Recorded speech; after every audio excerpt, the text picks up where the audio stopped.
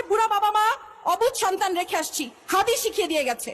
হাদিস শিখিয়ে দিয়ে গেছে যে আল্লাহর জিম্মায় সংসার বাচ্চা কাচ্চা ফেলে রেখে এসে রাজপথে কিভাবে বসে থাকতে হয়, রাজপথে কিভাবে ল্যাটকা মেরে বসে থাকতে হয়, হাদিস শিখিয়ে দিয়ে গেছে। হাদি আমাদেরকে স্ট্র্যাটেজি শিখিয়ে দিয়ে গেছে যে তোমরা কিভাবে রাজপথ দখল করবা, কিভাবে রাজপথ না ছাড়তে হয়, হাদি আমাদেরকে শিখিয়ে দিয়ে গেছে। ৭১-এর ১৬ই ডিসেম্বর আমরা বিজয় দিবস পালন করি। আজকে মনে হচ্ছে আমাদের বিজয় আসে নাই। আমাদের বিজয় সেই দিন আসবে যেই দিন আরোরা আমাদের কাছে আত্মসমর্পণ করবে, যেদিন ইন্ডিয়া আত্মসমর্পণ করবে, সেদিন আমাদের বিজয় আসবে। ততদিন পর্যন্ত আমাদের বিজয়ের জন্য আমরা লড়ে যেতে থাকবো, আমাদের জুলাই চলতে থাকবে।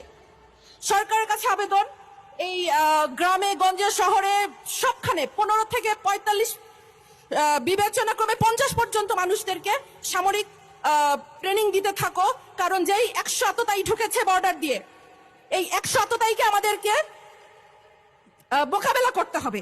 সেই আততায়ীদেরকে মোকাবেলা করার জন্য যে শকুন থাবা উঁচিয়ে রেখেছে চারিদিক থেকে ইন্ডিয়া, সেই ইন্ডিয়াকে আমাদেরকে মোকাবেলা করার জন্য আমাদেরকে ঘরে ঘরে মা বোন ছেলে মেয়ে নির্বিশেষে ট্রেনিং দিতে হবে, কারণ আমাদেরকে এদেরকে মোকাবেলা করতে হবে।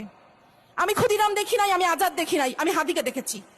হাদি ছিল একটি বিপ্লবী নেতা। কাকে বলে আমরা হাদিকে দেখে শিখেছি।